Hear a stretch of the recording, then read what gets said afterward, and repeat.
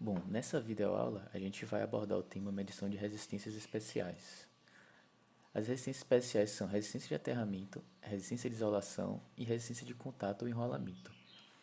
São três os instrumentos utilizados para a medição das resistências. No caso, o termômetro a gente utiliza para a medição de resistência de aterramento e resistividade do solo. A gente vai falar um pouco sobre o termômetro digital, como é que ele funciona.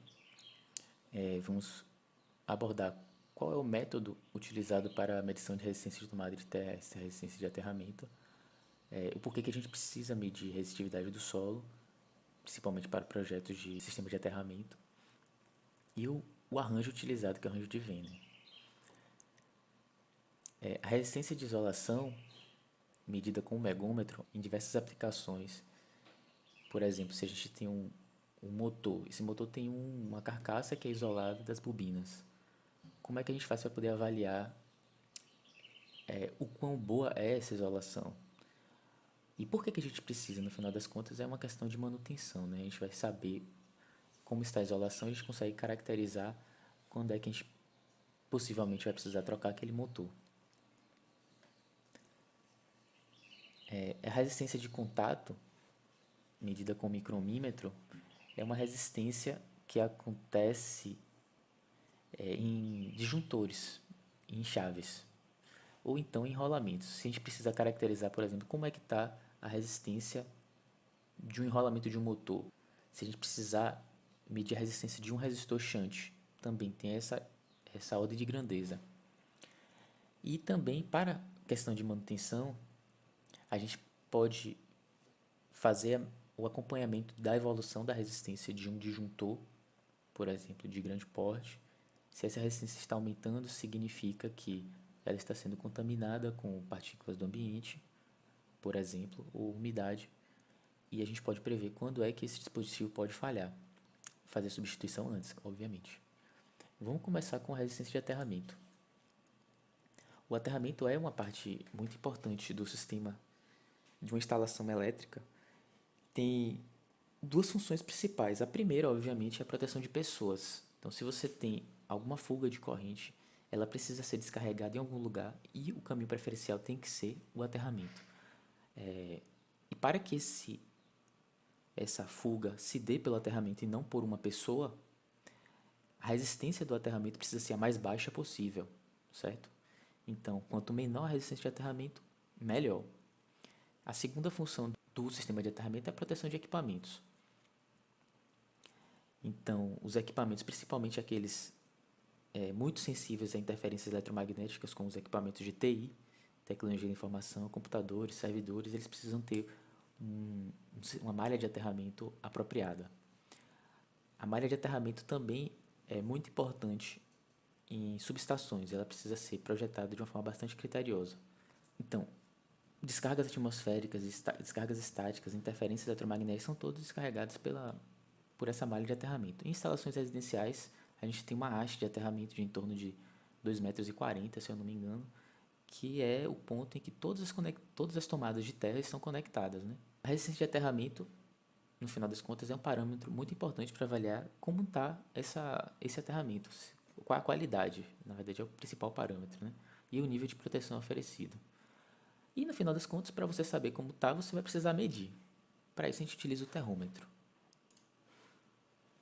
Aqui temos a imagem de um termômetro digital, que é o que temos no laboratório do IFBA. A gente presencialmente podemos realizar a prática de medição de aterramento, medição da resistência de aterramento, tomada de terra e a medição da resistividade do solo, caracterizar aquele solo. O termômetro é um instrumento capaz de injetar uma corrente, então ele tem a capacidade de fornecer uma corrente para o solo e além disso ele vai medir a queda de tensão entre dois pontos, no meio dessa corrente injetada, certo? Então é como se a gente injeta a corrente num ponto, capta em outro e entre esses dois, em linha entre esses dois pontos, a gente mede a queda de tensão. E a partir da lei de Ohm, o sistema, o próprio instrumento calcula a resistência. Então, esse daqui é um termômetro da Megabras. Ele pode fazer medição de resistência de aterramento, de resistividade. Aqui a gente tem um seletor, o Rzinho é medição de resistência, o V ele mede a tensão e o Rho medição de resistência de aterramento ou de resistividade. Ele tem a opção de medição de tensão em corrente alternada, porque ele possibilita também medir se você não estiver injetando corrente nenhuma, existe tensão no solo. E quando é que pode existir tensão no solo? Quando existem fontes espúrias de tensão. Por exemplo, se você está perto de uma subestação, vai existir tensão no solo, ou então, enfim, algumas outras fontes de tensão podem existir, alguma fuga. Então, primeiro você precisa saber se existe essa tensão, para que essa tensão que existe não interfira, não vai influenciar na medição de resistência que você está fazendo. Ele tem um botão para teste de bateria, então a bateria precisa estar muito boa. Nesse instrumento existe uma bateria de 12 volts, que é utilizada para o circuito de medição, e ela precisa ter um nível adequado. O botão de start você aperta quando você quer medir. Então, quando você quer injetar tensão, você aperta esse botão, no display vai já te exibir o valor correspondente em função da posição da chave seletora. O valor de resistência é indicado diretamente, o valor de tensão também é indicado diretamente. O valor de resistividade não é indicado aqui. O que é indicado é um número utilizado para calcular a resistividade através de uma fórmula que a gente vai ver mais adiante. Então, esse instrumento ele é automático, digital, tem um display de 3,5 segmentos e resolução de 0,01 ohm. Então, uma resolução boa o suficiente, já que a gente vai estar preocupado na ordem de grandeza. A resistência ela tem ordem de grandeza de algumas centenas de ohms, certo? Uma resistência de aterramento boa é na casa de 100 ohms, ou menos que isso, mas até 200 é aceitável. O alcance de 20 kΩ, esses acessórios todos eles estão no kit. Então, existem 4 estacas de 50 centímetros, um extrator de estacas, que nada mais é que uma barra de metal que é utilizada para tirar a estaca do solo. Para fazer a medição, no caso, eu não falei, mas a gente precisa fincar 4 estacas de forma linear, né, em linha, em distâncias específicas. Vou falar mais na frente. Precisamos de uma fonte de alimentação. Na verdade, tem uma fonte de alimentação, né? Que o instrumento ele pode ser utilizado sem estar na tomada, porque ele tem uma bateria. Ele pode ser conectado também a uma bateria externa de 12 volts, de automóvel ou algo similar. E tem vários cabos, né? Cabo de 40 metros, 20 metros, 20 metros, 5 metros, 5 metros. Tem uma marreta para poder ajudar a fincar as estacas. Tem uma trena, porque você precisa posicionar as estacas de forma criteriosa no solo, medindo a distância entre elas. Tem uma bolsa, um manual de utilização.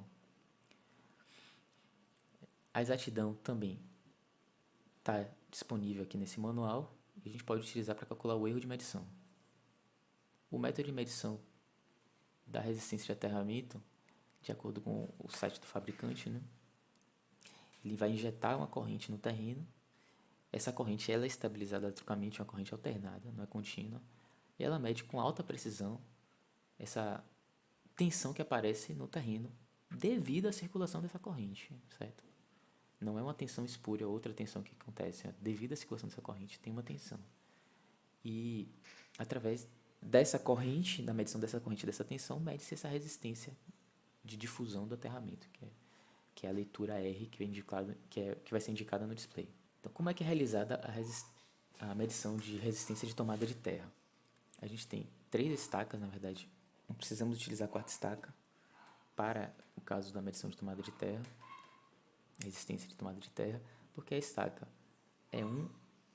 ela vai servir como terminal de tensão e de corrente.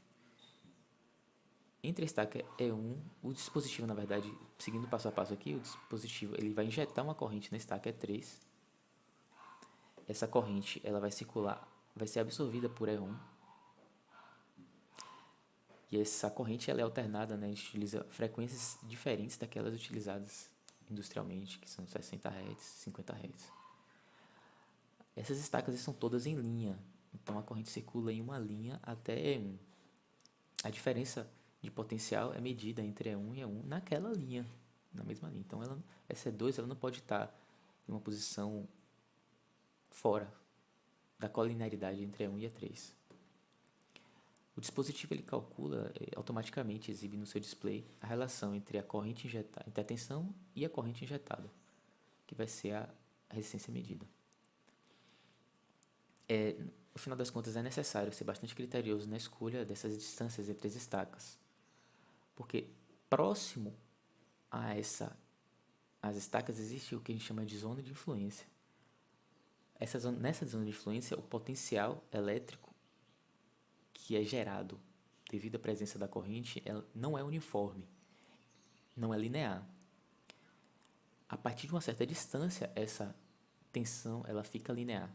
E aí a gente pode realizar a medição. Então, se E2 estiver muito perto de E3, a medição não vai ser realizada corretamente.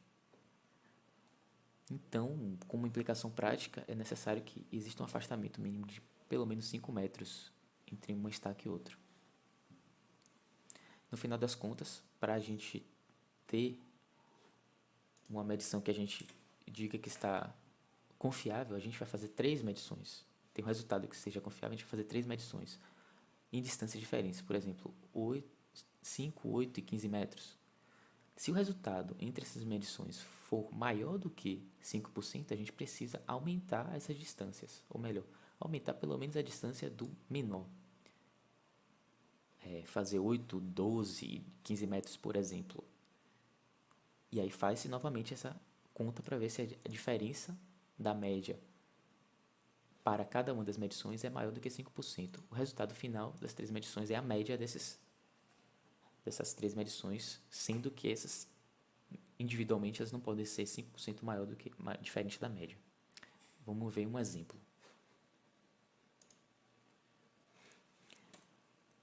Montamos o circuito de medição, fizemos 3 medições, certo? Em 5, que apresentou uma resistência de aterramento de 224 ohms, com 10 metros, o R10. A gente teve um resultado de 210 ohms e com R15, 15 metros de distância, a gente teve 202 ohms. Será que essa medição, calculando a média, a gente vai ter 212 ohms. Será que essa medição ela pode ser aceita ou não? Para saber isso, a gente precisa calcular o quanto cada medição individualmente é diferente da média. Então, a gente calcula o erro percentual para cada uma das distâncias, para o R15, para o R10 e para o R5. Eu já deixei a conta pronta aqui. Para o R15, por exemplo, deu menos 4,7, então tá boa. Para o R10 deu menos 0,9, tá boa. Mas para o R5 deu 5,7, ou seja, neste caso daqui a gente não vai poder aceitar essa medição. O R5 não vai poder ser utilizado. A gente vai precisar fazer uma outra medição com uma distância talvez um pouco maior. Então a gente vai escolher, por exemplo, um R8, 8 metros de distância. Se a gente fizer a medição novamente com 8 metros de distância entre as estacas, certo? Entre E1 e E2 tem 8 metros, entre E2 e E3 tem 8 metros também. Vamos supor que o resultado tenha dado 220 ohms. A gente vai precisar calcular a média novamente, não poderemos utilizar aquela média anterior, porque o R5 não está mais sendo utilizado. Agora a gente está utilizando o R8, que é menor. Fazendo a conta novamente, todos os valores vão ser mudados, porque a média mudou. Então, para o R15, o valor do erro passou a ser menor, 4,1, menos 4,1. O R10, menos 0,3. E para o R8, 4,4%. Então, agora a gente pode aceitar qualquer um desses 3 resultados. Ou melhor, os 3 resultados passaram, então a gente pode aceitar o resultado da média entre dessas 3 medições. O resultado final, então, vai ser 210,7 ohm. Essa medição é aceita. Agora a gente precisa calcular o erro máximo admissível, né? Para calcular o erro máximo admissível, a gente precisa saber quem é a classe de exatidão desse instrumento. Então, vamos voltar lá no slide que a gente tem a classe de exatidão. Para a medição de resistências, a classe de exatidão é mais ou menos 2% do valor medido, mais ou menos 1% do fundo de escala. E que fundo de escala a gente está utilizando? As escalas de medição são de 0 a 20 ohm, de 0 a 200 ohm, de 0 a 2000 ohm. Então, a gente vai utilizar, como todos os valores foram maiores do que 200 ohm, a gente vai utilizar a escala de 2000 ohm, 2 kΩ, certo?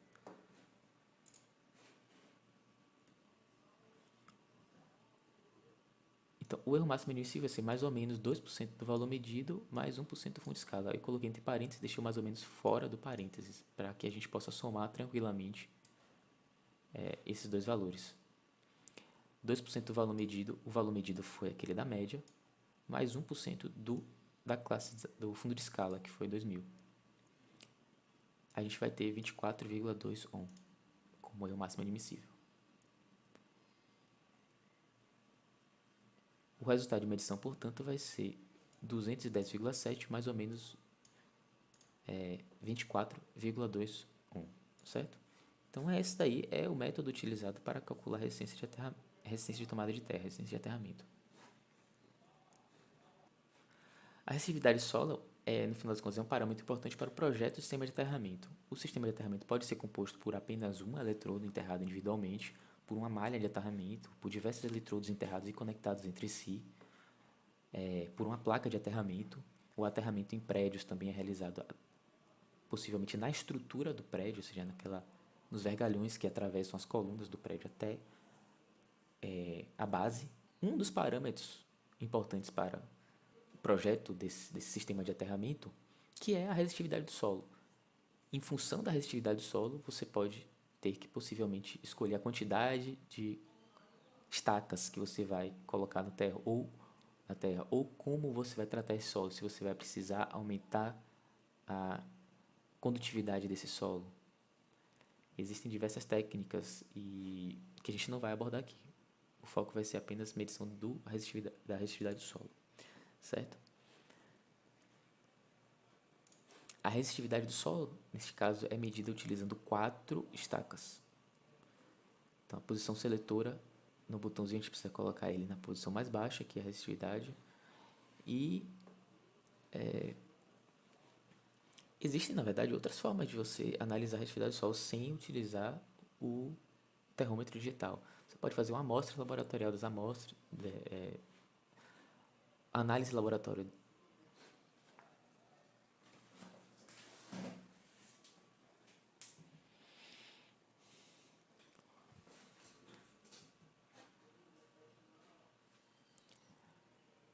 O método de medição de resistividade do solo que a gente vai abordar aqui é aquele que utiliza o termômetro digital, mas existem outros métodos.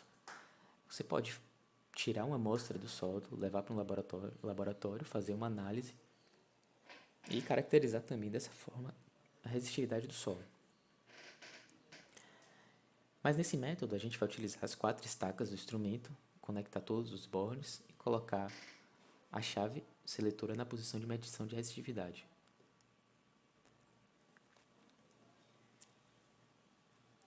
Nesse caso, a gente vai utilizar as 4 estacas,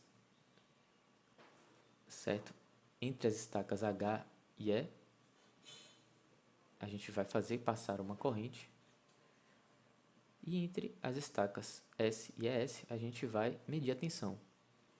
Nesse caso, a gente não tem um ponto em que já esteja instalado e a gente queira saber qual é a resistência do solo, a resistência do solo para aquela posição, que é o caso da medição de resistência para a tomada de terra.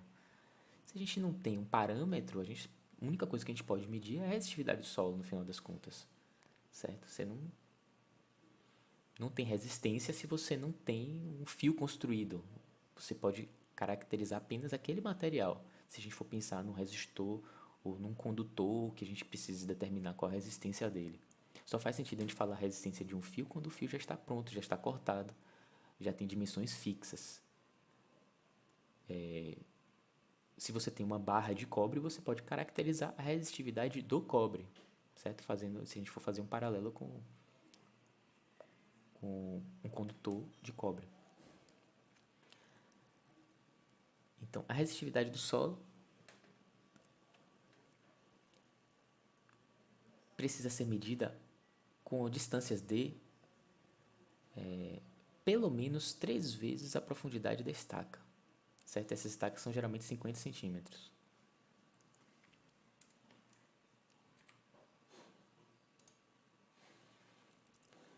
Então, diferente da medição de resistência, o valor que é exibido no display não é a resistividade, é um valor R, certo? A resistividade, no final das contas, ela é calculada também utilizando o valor D, que é a distância entre as estacas. A gente precisa saber que este método, na verdade, o que a gente está utilizando é o arranjo de Wiener. A resistividade é calculada a partir dessa fórmula, 2πr vezes D. E é uma forma simplificada do arranjo de Wiener, certo? Nessa forma simplificada, toda vez que a profundidade de penetração for desprezível com relação à distância D, você pode utilizar. Mas se a profundidade de penetração for significativa com relação a D, essa fórmula já não vai valer mais. Então, o que é você ter profundidade de penetração desprezível com relação à distância D entre as estacas? Fica muito vago. Se eu disser para vocês, ó, a D precisa ser muito maior do que a profundidade de penetração, do que P. O que é muito maior? Aqui está o P, certo? E aqui é o D. P precisa ser muito menor com relação a D. D muito maior com relação a P. O que é muito maior? O que é muito menor? Vamos analisar o método utilizado na medição de resistividade do solo. Ela tem como expressão completa essa expressão daqui, que leva em consideração também o P, que é a profundidade de penetração da estaca no solo. Vamos analisar essa expressão daqui, que parece um pouco monstruosa, parece complicado, mas não tem nada demais. Se P for desprezível com relação a D, que essa era a condição, né, para a gente utilizar a forma simplificada. Vamos imaginar que P é igual a zero. Se P for igual a zero, qual vai ser o resultado deste termo? Raiz quadrada de D ao quadrado vai dar D. Então, D dividido por D igual a 1. Então, esse menos 1 aqui não é essa expressão toda. Para este caso, para esse termo daqui, a gente vai ter a mesma coisa, P igual a zero. Então, esse 4 vezes P ao quadrado vai sumir. A gente vai ter raiz quadrada de D ao quadrado, que vai ser D. D vai cortar com D, vai ficar 2. Então, vai ficar 1 mais 2 menos 1, que é igual a 2. A gente vai poder simplificar aqui. 4 dividido por 2 vai dar 2. Então, a expressão vai virar 2πrd, a mesma que a gente viu aqui anteriormente. Ok? Eu posso fazer isso novamente aqui no papel, para que fique mais claro.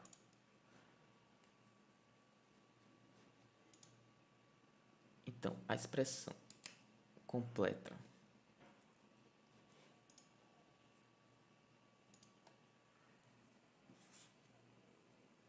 ρ igual a... Tá falhando esse pincel. Vamos testar um outro.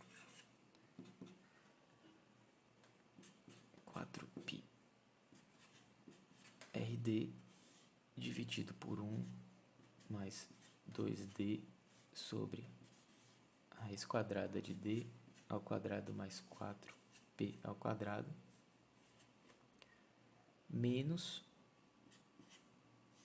d dividido por raiz quadrada de d ao quadrado mais p ao quadrado. Se p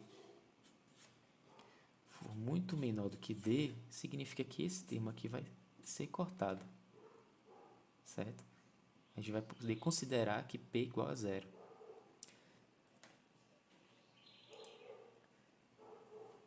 Se p for igual a zero, então raiz quadrada de d ao quadrado vai ser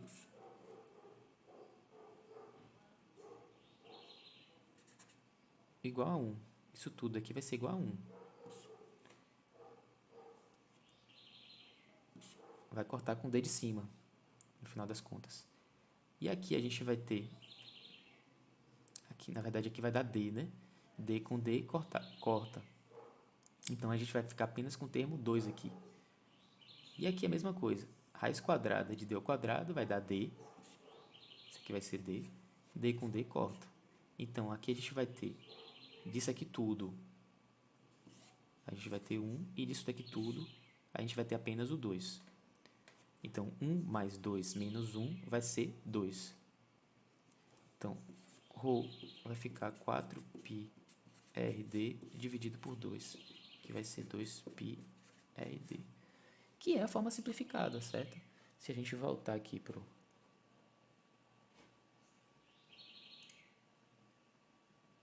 slide, como para vocês anteriormente, é a forma simplificada. Agora, quando eu falo para vocês, ó, muito menor, qual é o erro que implica P não ser igual a zero? P nunca vai ser igual a zero, certo? Vai ter sempre um P lá. E isso vai significar para a gente que vai existir sempre um erro de medição devido à existência desse P diferente de zero, certo? Quanto é que é esse P? Quanto é que é esse erro? Vamos caracterizar esse erro.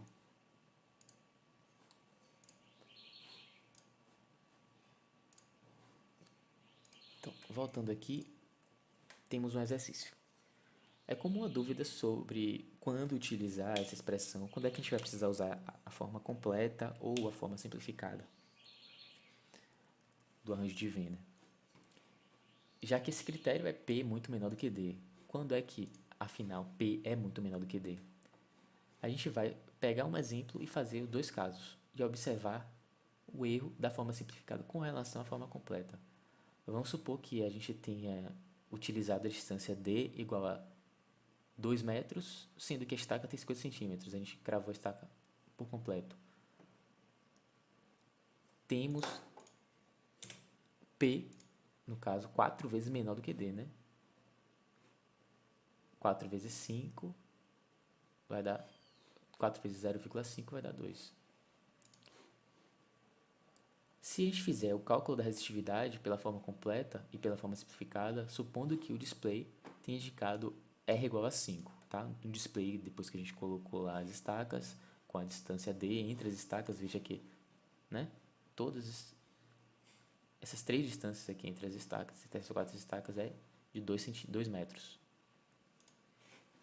A gente teve no display, a gente aperta o Start lá, o dispositivo vai mostrar um R igual a 5. Suposição, eu não tenho esse experimento feito, a gente vai ter que supor esse dado aqui. Então, pela forma completa, eu pego esse P e esse D, coloco aqui nessa expressão. Além disso, tem um R que foi, aqui a gente supôs que foi 5, não foi? E o D, que é 0,5. A gente vai achar um ρ de 69,1 metro, que é a unidade de medição de resistividade. Pela forma simplificada, utilizando esses mesmos valores, a gente teve ρ igual a 64,8, 1 metro. Dessa forma, a gente pode calcular o erro. O erro vai ser o simplificado menos o completo dividido pelo completo, vezes 100%. Nesse caso, o erro foi de menos 9,1%. 9,1%, mais ou menos 9,1%, é um valor elevado de erro, certo? A gente pode melhorar esse valor bastante. Se a gente for aumentar a distância, então, para D igual a 5 metros, ou seja, 10 vezes maior do que P igual a 10 vezes menor do que D, D é 10 vezes maior do que P, vamos supor que o R tenha dado 2,1 agora, a resistência completa, a resistividade completa, pela forma completa, deu 67,1 metro, e a forma simplificada deu 66 metro. Se a gente calcular o erro novamente, a gente vai ver que a gente vai ter menos 1,7. Vai ser sempre menor, certo? Vai dar sempre menor do que zero. Menos 1,7% já é um erro que pode ser considerado aceitável, certo? Existem outros erros inerentes da medição que são maiores do que esse. Até 5% a gente pode aceitar, de uma forma geral. Resistência de isolação, certo? Vamos passar agora para o que é que significa a resistência de isolação. A resistência de isolação é um parâmetro elétrico muito importante para avaliar todos os componentes que precisam ter isolação, principalmente os cabos, carcaça de motor com relação aos enrolamentos, ou a carcaça de um transformador com relação aos seus enrolamentos, por exemplo.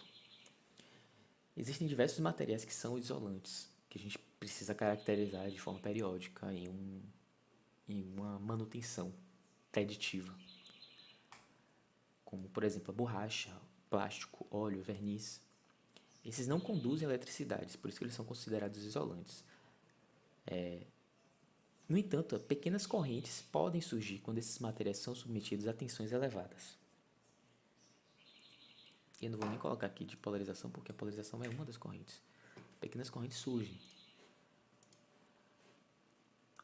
O megômetro, no final das contas, ele é um instrumento utilizado para a medição de resistência e ele precisa ter a capacidade de fornecer tensão, pelo menos até acima de 500 volts. Essa tensão ela pode chegar até mais de 100 até 10 kV em alguns instrumentos digitais. Qual é a principal diferença do megômetro para um multímetro de eletrônica, por exemplo, que tem escala mega, certo? Em um multímetro de eletrônica, a gente tem a possibilidade de medir resistências em mega-ohms.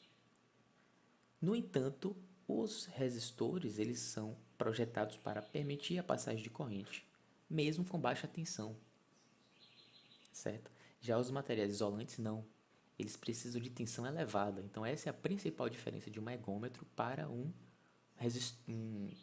multímetro de eletrônica convencional, que tem escala mega para medição de resistências e não para medição de isolantes. Para medir resistência de isolação, a gente precisa de tensão elevada. Então, o megômetro, ou Megger, na verdade a gente vai ouvir o megômetro ser referido como Megger aí afora, porque o Megger foi um fabricante muito famoso, ele virou um símbolo, né? É só a marca do fabricante. O circuito básico de um megômetro eletromecânico, apresentado abaixo, pode ter, por exemplo, essa fonte de tensão pode ser aquela que a gente mostrou em sala de aula, até uma manivela que a gente gira e gera uma tensão entre dois terminais. Este instrumento a gente aplica essa tensão, ela vai ser aplicada sobre o núcleo de material ferromagnético que vai gerar um torque na agulha do dispositivo, certo? Vai ter um campo magnético aqui que vai atrair esta agulha, porque existe uma bobina móvel aqui que está submetida à corrente, certo? Essa corrente é muito pequena, então vamos seguir o percurso da corrente aqui. Sai da fonte, por este caminho daqui, passa por essa resistência do circuito de corrente, que é bem baixinho, é apenas para, na verdade é uma corrente, é uma resistência que serve para proteção, para indicar onde é que vai ser o zero, para proteção desse circuito, esse fio daqui é bem fininho, né? Já que a corrente é bem baixinha, na casa dos até nanoampere, certo? Essa corrente vai passar pela resistência que a gente deseja medir e voltar para a fonte. Então, novamente, circuito de corrente. A gente tem a corrente saindo da fonte, circula, passa pelo RC, passa pela bobina de corrente, que é bobina móvel, sai do instrumento, que já é a parte de fora do instrumento, certo? Passa pela resistência RX que a gente deseja medir, a resistência de isolação, e volta para a fonte. O circuito de tensão, novamente, sai da fonte, passa pelo RD, pela bobina fixa e volta para a fonte. Então, esses são os dois esquemas. Se essa RX aqui for igual a zero, ou seja, se você der um curto-circuito aqui nessa resistência, o que acontece? Essa corrente vai tender a ser muito elevada. Quem é que vai impedir essa corrente de ser elevada? O RC. Ok?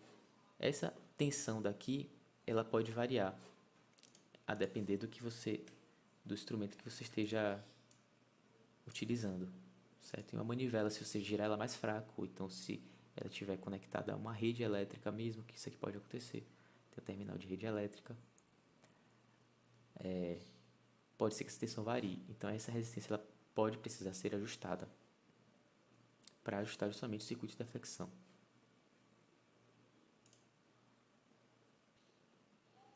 Corrente elétrica através de um isolante. A gente está falando de isolante. Como é que eu posso supor que esse isolante aqui vai permitir a passagem de uma corrente? Né?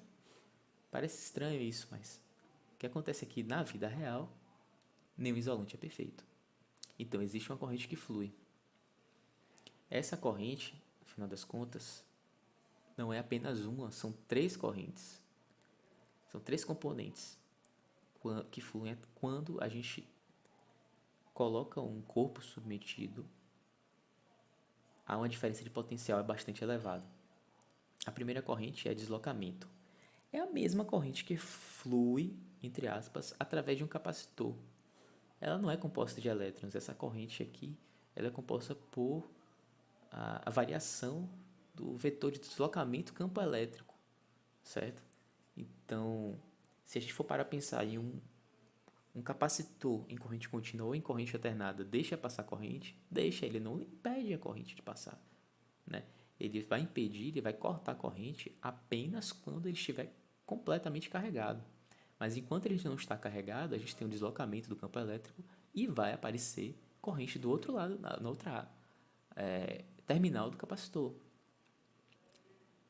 Beleza? Então, essa corrente é chamada de corrente de deslocamento. Ela existe apenas no momento inicial, quando a gente aplica a tensão, existe esse carregamento do capacitor ou carregamento dos dielétricos e depois de um tempo essa corrente para.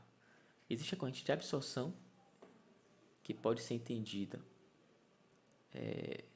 pode ser compreendida como distanciamento das camadas eletrônicas com relação à parte positiva das moléculas que compõem esse material, certo? Os isolantes são dielétricos, é bom que se deixe claro, né? Os metais são condutores, a gente não está falando deles, a gente está falando dos dielétricos, que não tem partículas livres para transportar corrente, certo? Não tem cargas livres, cargas elétricas. Então, vou trocar de novo aqui para a câmera. Se a gente for imaginar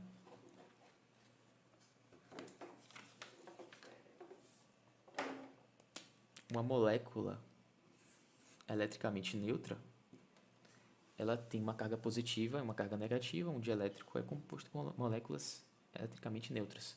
Mas se a gente coloca aqui esta molécula, a gente submete essa molécula a uma diferença de potencial de, digamos, 500 volts, certo? O que acontece? As cargas positivas vão tender a correr para a placa positiva e as cargas negativas vão tender a correr para a placa negativa. Então, essa molécula ela vai sofrer um deslocamento das cargas negativas com relação às cargas positivas. É possível que as cargas positivas não se desloquem porque elas são os núcleos, né, que constituem são os núcleos dessas moléculas, dos átomos, na verdade, e os elétrons, a camada de valência, ela pode ser deslocada. Então, o que vai acontecer vai ser uma coisa assim.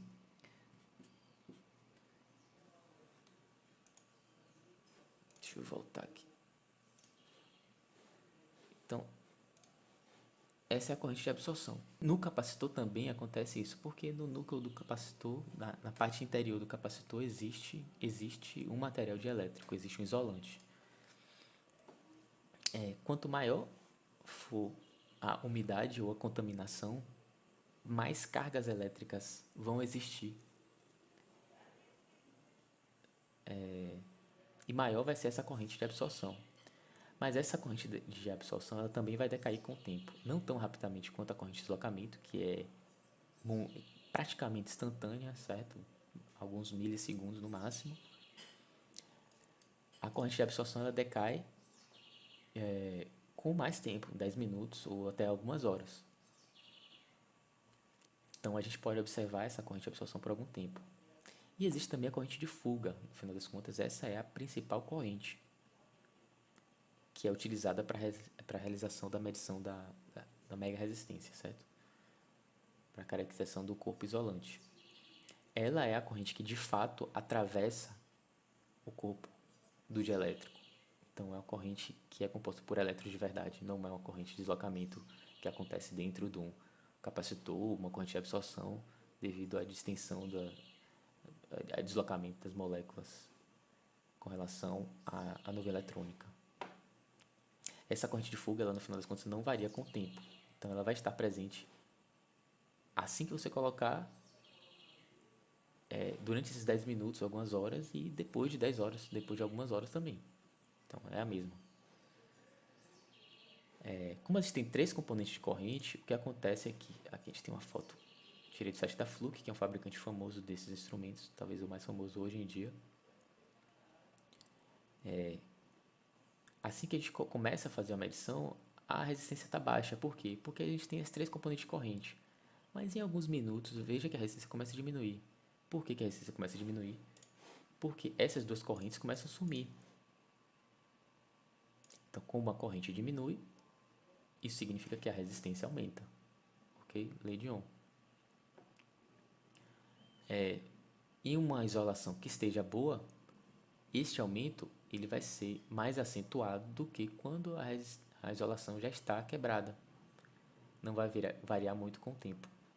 Então, para a realização da resistência de isolação, a gente precisa fazer um teste que dura um certo tempo. Mede uma vez, depois deixa o circuito montado, mede de novo, depois de um tempo mede de novo, depois de um tempo mede de novo. E a gente vai analisar o slope, né, a curvatura, ou a inclinação da curva que aparece. Esse daqui é o comportamento típico de um ensaio de resistência de isolação.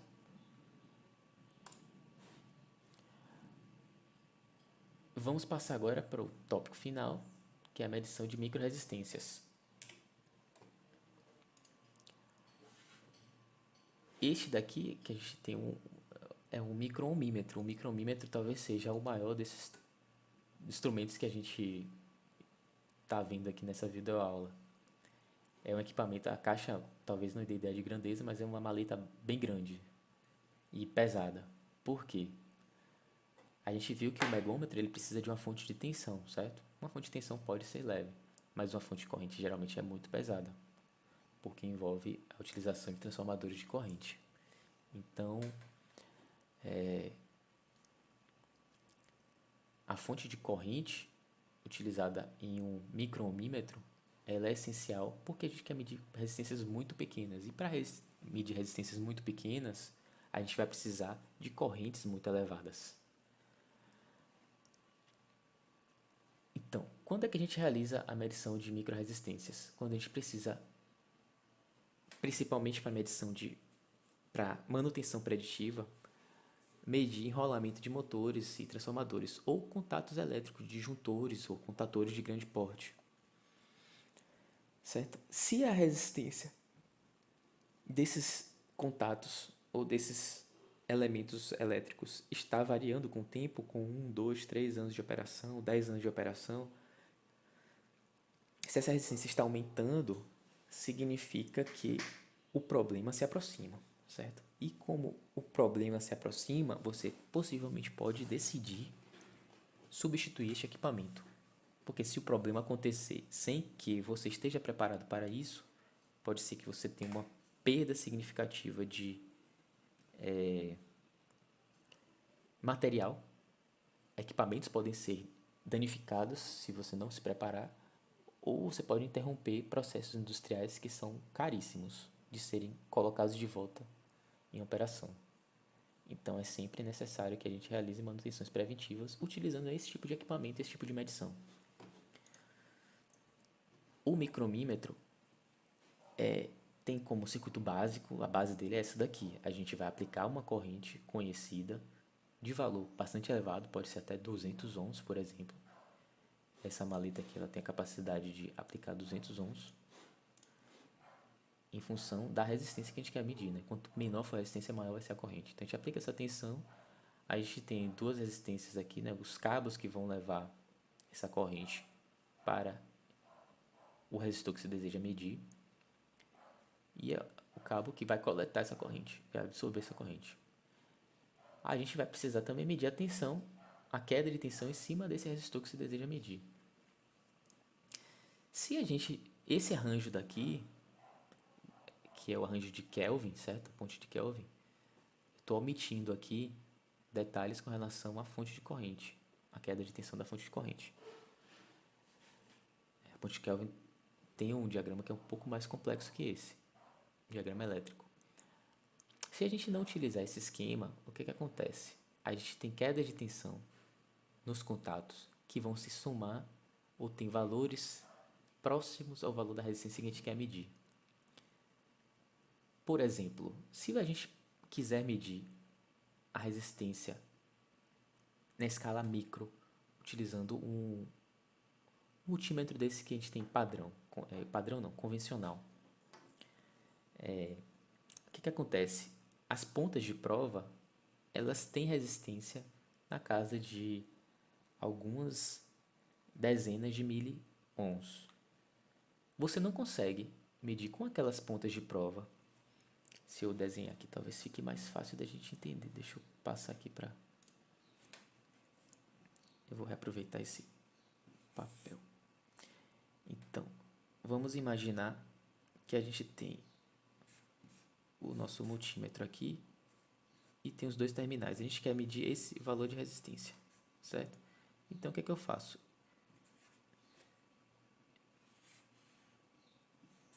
Esse aqui é o esquema de medição de uma resistência, certo? O Rx está aqui. Só que esta ponta de prova, essas duas pontas de prova, elas têm uma resistência também. Essa resistência daqui,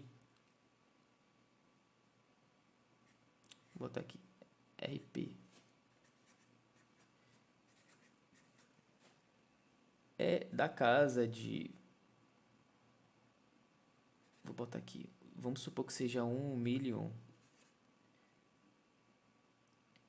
E ela vai ser somada, como o circuito daqui está em série, né? A gente vai fazer aparecer uma corrente aqui. Como o circuito está em série, ela vai ser somada ao Rx. Então, o R medido pelo instrumento vai ser igual a 2Rp mais o Rx. Se esse Rx for muito pequeno, se o Rx for da casa do 1 micro-ohm, a gente vai ter R medido é igual a, vamos supor que seja 1 miliohm e 1 micro-ohm aqui. 2 miliohm mais 1 micro-ohm. Ou seja, este valor aqui é insignificante perto das resistências das pontas de prova. De forma que esse circuito aqui ele é completamente inadequado para a medição de resistências muito pequenas. A gente precisa, portanto, utilizar uma outra forma, que é aquela que eu mostrei no slide. Vamos voltar para lá.